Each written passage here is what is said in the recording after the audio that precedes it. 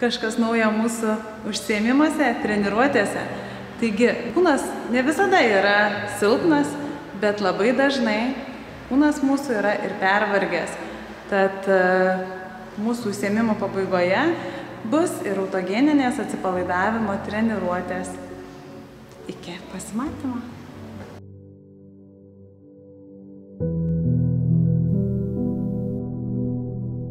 Įsitaisykite patogiai.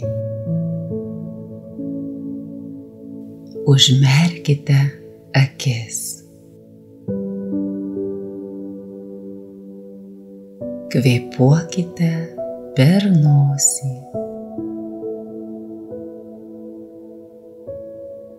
Sutelkite visą savo dėmesį į kvėpavimą.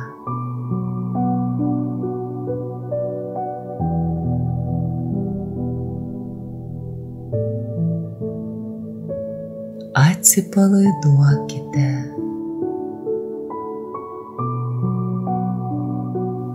Lėtai įkvėpkite ir iškvėpkite.